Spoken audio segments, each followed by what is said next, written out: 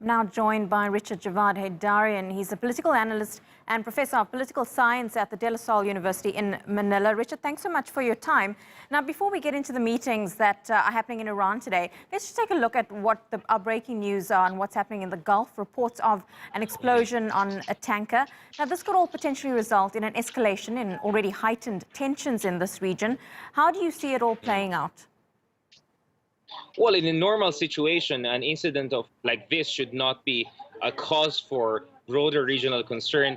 What we should look for is a thorough and impartial investigation. The problem right now is that we are locked into a structurally tense situation whereby everyone is talking about United States and Iran sleepwalking into war after the Donald Trump administration withdrew from the Iranian nuclear deal and now has ramped up sanctions against Iran, crushing sanctions against Iran.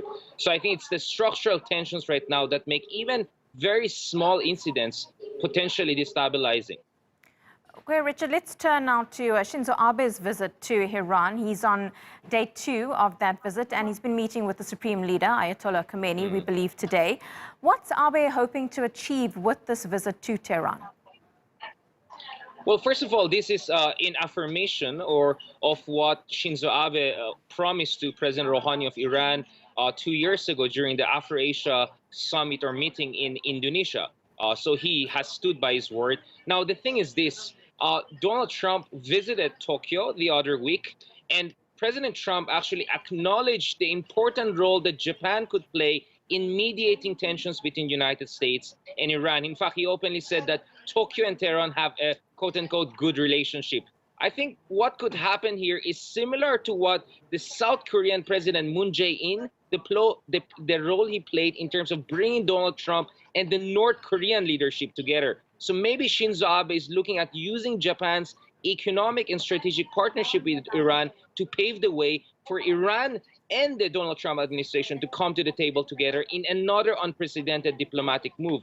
So President Abe, actually Prime Minister Abe, is putting a lot on the table here. He's the first Japanese leader to visit Iran since the establishment of the Islamic Republic. And this is happening while the Donald Trump administration is discouraging everyone from seizing any kind of major economic deal with Iran. And yet Abe is going there, and perhaps Donald Trump supports this in a way, if this could pave the way for direct talks between the Iranian leadership and the Trump administration in the near future.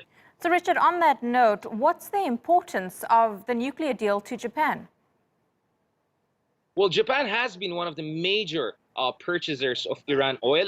At the same time, Iran, of course, has been a major purchaser, in the region at least, of Japanese technology, machinery, among other things. Now, all of that is potentially out of the window because the Trump administration has also ceased to give waivers of exemption, including to Japan, to purchase oil. And that is going to have negative impact not only on energy security of Japan, but the global oil market and global economy. So I think Japan is also looking at ways to make sure that its own direct economic interests are protected, to make sure that global oil prices are not fluctuating too much. But above all, I think the concern of Japan here is a tit for that Iran might also withdraw from the Iranian nuclear deal. Once that happens, all bets are off. So Japan is coming here together with the Europeans and saying, please stay in the deal. That's why he emphasized the fact that Iran has still complied with the IAEA, with the provisions of the nuclear deal. And he's telling them, please stick around. Do not get out until we resolve this through perhaps bilateral talks between the United States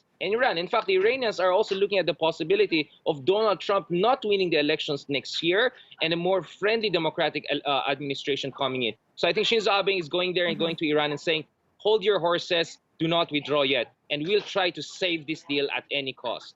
Okay, Richard, thanks so much for your insight. Really appreciate it. Live to us there from Manila.